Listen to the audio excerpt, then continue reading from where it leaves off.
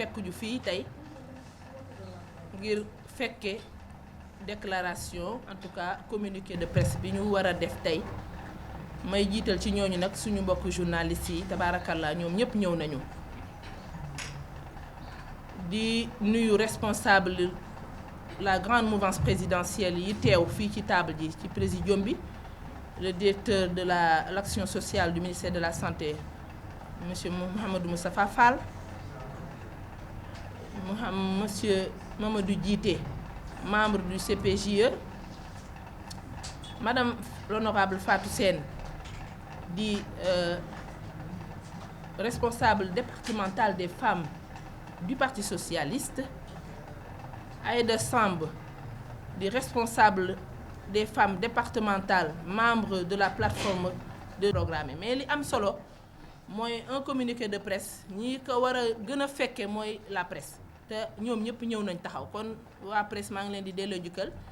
waa APS a ngi fi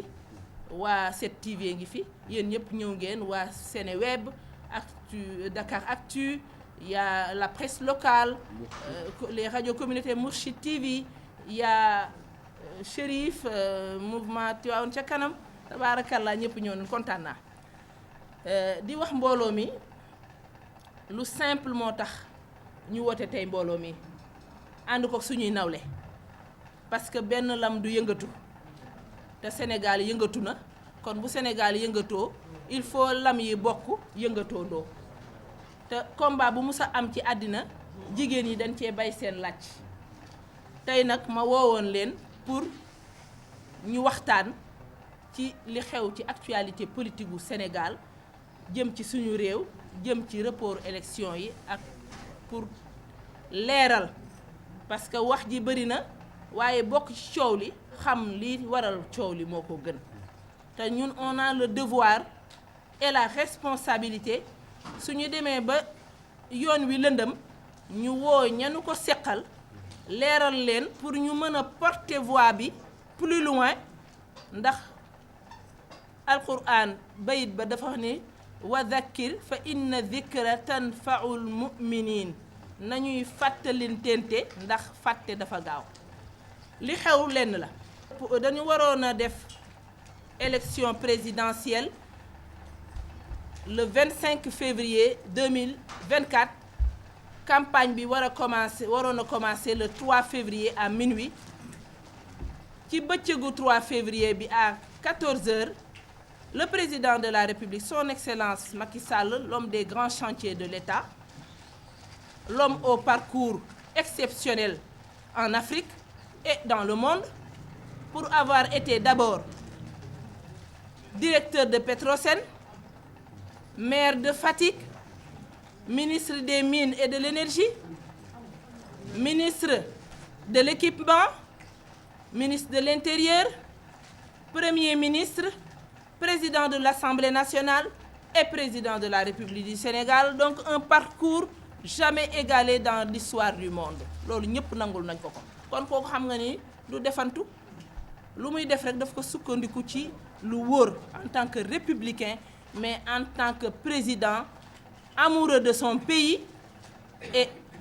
acteur de toutes les grandes réalisations que connaisse le Sénégal de 2024 kooku moo jël décision à 14h wax ak nation bi à travers un message très clair très succinct mais képp kuy gor boo dégloo message bi di nga xam ni kii dey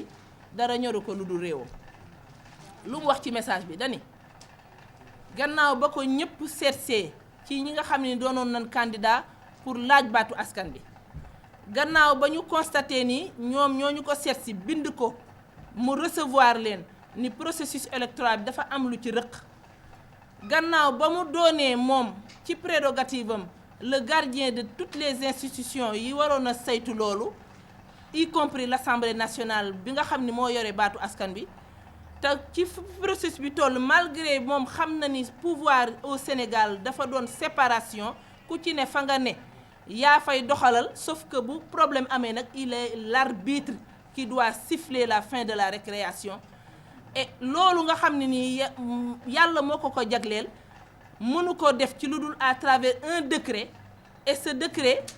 était le décret qui devait convoquer le collège électoral pour prendre part à ces joutes. Donc moom décret boobu abrogé na ko par un autre décret, ce qui explique de facto le report des élections à une date que lui-même n'a pas fixée, parce que entre-temps li xew mooy deux partis, deux institutions de la République que sont l'Assemblée nationale qui a la voix du peuple, je l'ai dit tout à l'heure, ak le Conseil constitutionnel nga xam ni c'est la voie judiciaire, mais ñoom ñoo war a saytu élection, ñoo jote ci ay wax ak tuumalante ak waa parti démocratique sénégalais à travers le groupe démocratie libérale. ñu am lu leen metti ci seen candidat bi nga xam ni Karim Meïssa Wade dañ ko dindi ci course bi parce que dafa am double nationalité, malgré que moom défendre na, nee na moom déposé woon na pour renoncer à sa nationalité française. xam nga loolu kon problème am na. Crise du ñaar ñuy xeex rek nga yëkkati ki jël kii mu yëkkati dóor keneen ñu ne crise am na. Crise mën na doon lu nit dul gis ci bëtam, mais muy crise bu nekk ci biir, loolu président mi nga xam ne mooy sàmbkatu mbott yi moo xam ba cay soox jël na ci décision. kon mbooloo mi nii la demee. bi groupe Liberté jëlee seen matukaay bind Assemblée nationale ni leen am na anomalie bu xew, ñu def mise en place d'une commission d'enquête parlementaire. loolu droit am la mu exploiter ko jusqu'au bout.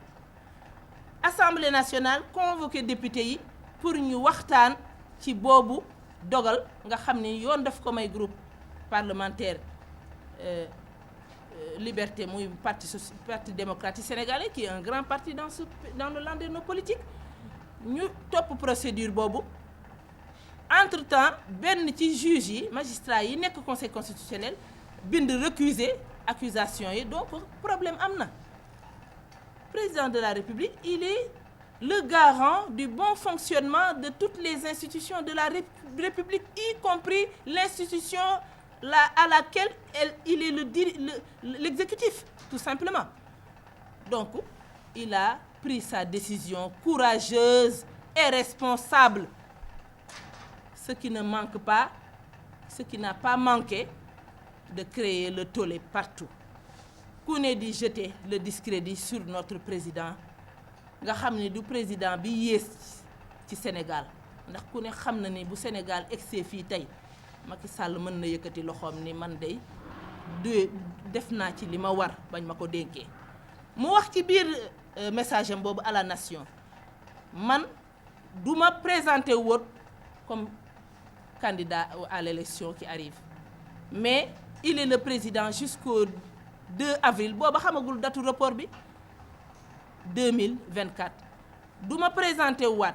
beneen bi mooy danaa ubbi ci diggante bi ñuy fixé waat date dinaa ci ubbi dialogue. ku wax dialogue te yoon may la nga mënoon a toog ci sa bureau décider te kenn du ko randal, kon bëgg nga jàmm. kon bu wootee dialogue tudd ci un dialogue inclusif et participatif boddiwul kenn. kon kooku ubbi na brèche de paix, ndax nag il est le gardien de la sécurité de notre pays. kon bu ñuy dem li Serigne Babacar Sy radiyallahu taala anhu waxoon ca waxam ju réy ja ni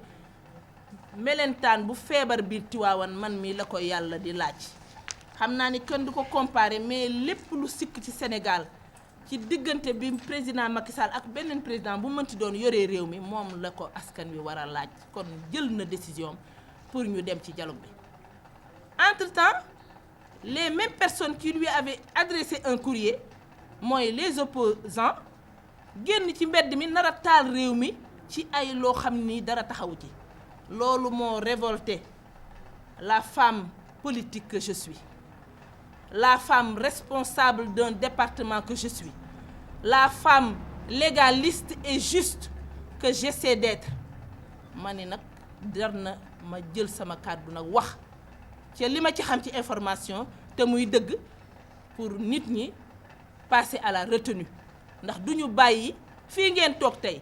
keroog bi ñu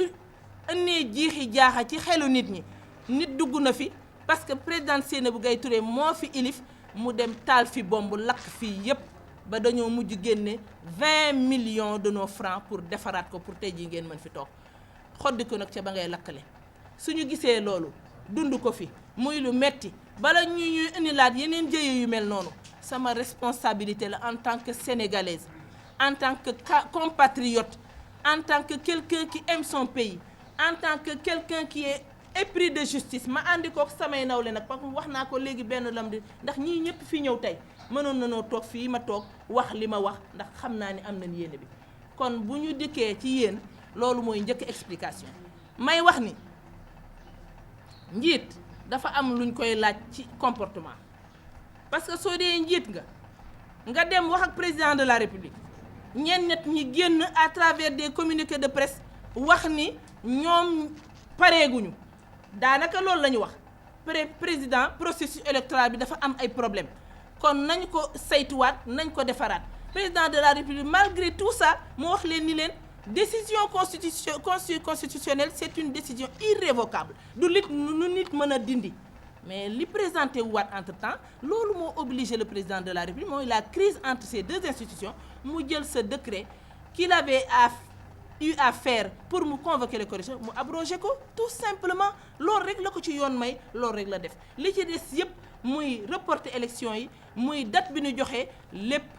yoonam nekk ci institution ya ko war a def ñoo ko def de facto mu daal di déglu leen fii la ñu toll ci mbir mi ñu def proposition de loi def ko assemblée nationale en bonne et due forme daal di koy ji promulguer ko li muy xaar moom moo ko xam en tout cas ñun liñ ci xam lii la moom lañ doon leeral tey may wax ñi nga xam ne nii ñu ngi bëgg a taal suñu réew mi ci ay kasaw duñ leen ko nangul jigéen tan fat seen ñoo musa taxaw en rempart parce que ñun ñoo jur njaboot ji ñun ñee leen ñoo nekk njaboot ci suñu responsabilité ne man je me sens responsable pour veiller à ce que sama réew du takk lu mu jaral nit ñi pour ñu taal réew mi dina ma jaral téeméeram pour ma bañ mu takk ci ay kasaw ñoom ñoo demoon gis président de la république il faut être cohérent wax ci kaw wax ci suuf baaxul kon je lance un appel solennel à cette opposition qui est en train de jeter l'opprobre sur le président de la République alors que ñoom ñoo dem wax ak moom maa ngi doon prendre possession ce matin de ce communiqué qu'ils avaient fait ensemble où était apposée la signature xam naa ni ça va pas tarder à on va pas tarder à me le remettre ñoom ñëpp ñu signé ko en bonne et due forme ni président nanu xoolaat processus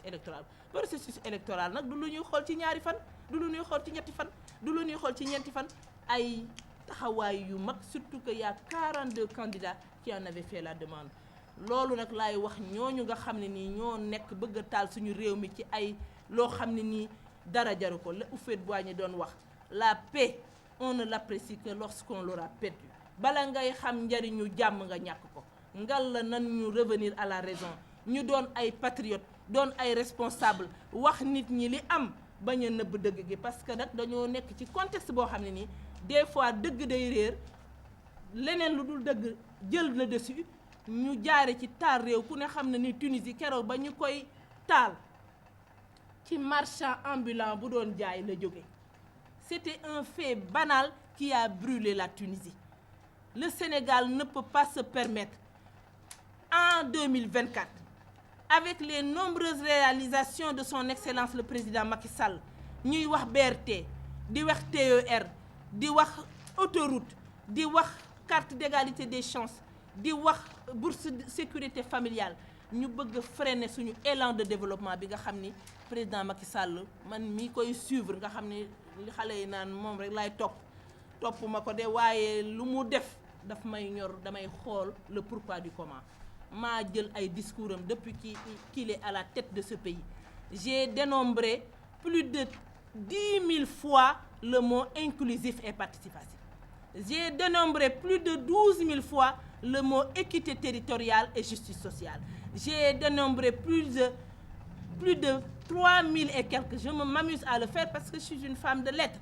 le mot équité sociale le mot émergence mu koy wax toujours nit nag su gëmul dara sax bu koy wax ba yàgg dina dem ba yàlla defal ko loolu la ko yàlla defal ngir yàlla ak bëgg réewam ngir yàlla ak gëm Sénégal ngir yàlla ak li bayit ba wax rek xutbul watani min al iman bëgg sa réew gëm sa réew ci jaamu yàlla ci gëm yàlla la bokk. kon loolu moo doon wax ji ëpp solo may faral di wax rek am ko te xamoo ko nag ñàkk koo tax xam ko moo ko gën. Le président de la République avait toute la latitude et le droit de se maintenir au pouvoir parce que la Constitution n'a pas dit qu'il ne pouvait pas être candidat. Mais quand il est sorti devant gor su toll ni moom wax ni du ma doon candidat mais nit da nga koy gëm ci li mu wax mais gouverner c'est prévoir te lii nga xam ne ni mooy lëj suñu ko lijjantiwul fii ñu toll danañu dab ndax processus électoral boo xam ne nii ñu ngi koy diingat te élection amagul la cay xew te taal réew yu bari yoo xam ne moo ñu wër mooy bu ñu demee ba résultat yi génn Samba jóg ni maa gañe Demba jóg ni maa gañe Paul jóg ni maa gañe Jacques jóg ni maa gañe loolu nag gouverner c'est prévoir. Il a pris la responsabilité historique et courageuse de freiner le processus électoral à travers l'abrogation de son fameux décret, ce qui a de facto reporté les élections présidentielles qui devaient se tenir le 25 février 2024. Et loolu, en notre qualité de leader politique, en notre qualité de responsable politique, tous ceux qui sont dans cette salle s'unissent autour de la présidente de l'institution, mais au-delà, le militant d'un parti au pouvoir pour s'associer et soutenir le président de la République dans ces moments. Je ne peux pas dire que c'est des moments durs, c'est pas dur, mais képp kuy gor ci jamono bi ñu toll di nga jànkonteeg jamono yi ñu jeter le lobo tilimal sa digga. Man j'ai surfé dans les relations internationales à travers les organisations internationales. J'ai beaucoup de personnes qui m'appellent de partout. Décret bi ma leen di wax le papier là,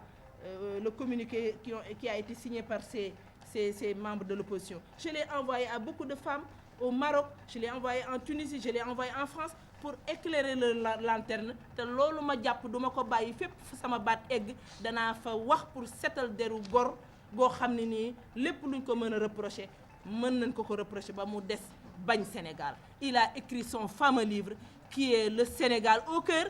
Man ba may taseeg moom il y a 20 ans bëgg Sénégal moo doon màndarga ba tax ma ànd ak moom te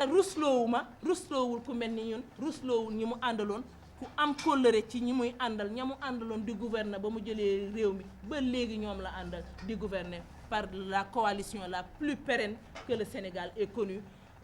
au XXIe siècle. Donc chers journalistes, chères personnes de la presse, lii moo doon wax ji suñu jógee nag responsable yi fi toog yépp ñoom ñoo ànd ñu liiral leen benn résolution en français moo koy tënk ci français bu ko defee ngeen jóg say ko. En tout cas, comme un seul homme, je dirais comme une seule dame, le département de Tivaouane, la grande mouvance présidentielle, Benno Bokk Yakaar et tous les partis alliés soutiennent le président de la République, son Excellence Macky Sall,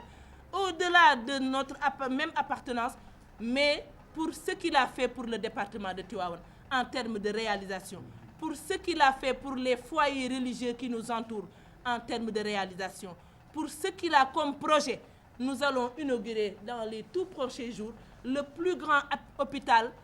d'un coût de 40 milliards qu'il a construit en 18 mois et qui est complètement équipé pour le bien-être des populations. Ça, si ce n'est pas l'équité territoriale, qu'est-ce que c'est? Donc, ñu wax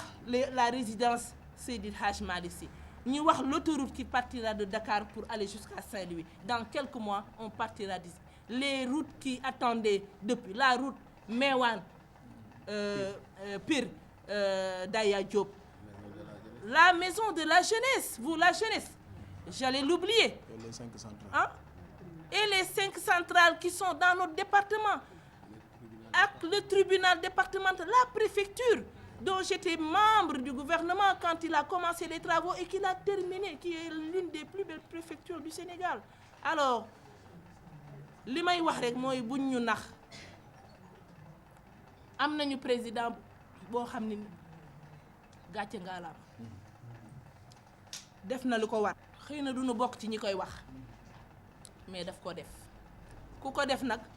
soo ko waxalatul may ko jàmm mu génn par la grande porte. Il a la responsabilité de surveiller le Sénégal. Je dis bien surveiller, je pèse mes mots. melentaan bu fi juddoo Sénégal président war naa yëg fan nga juddoo ak fan nga màgge loolu yàllaa ko jox qulillahumma malikal mulki tu'til mulka man tasha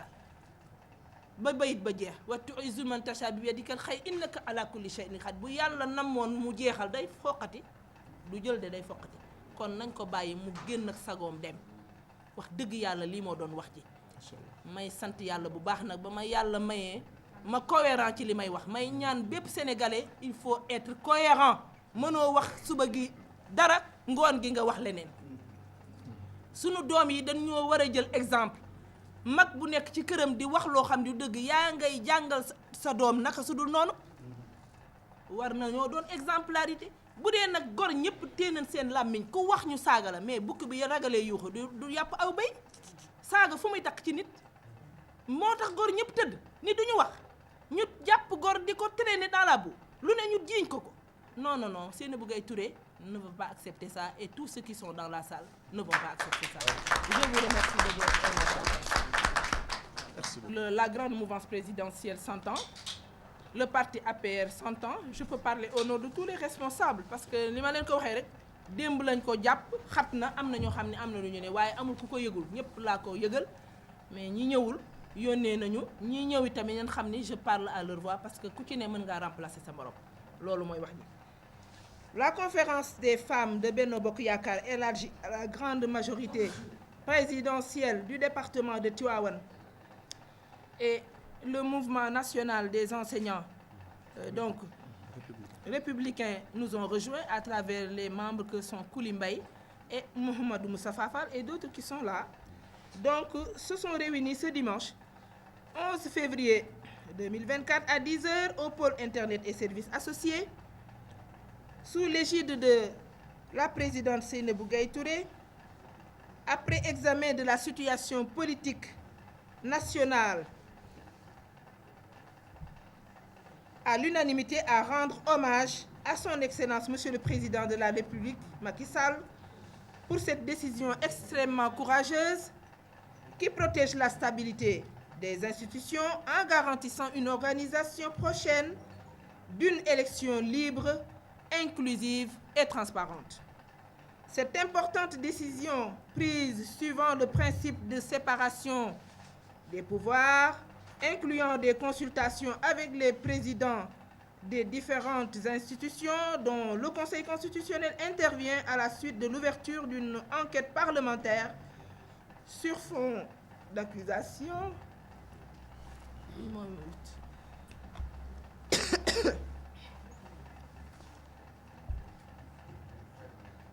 Alors,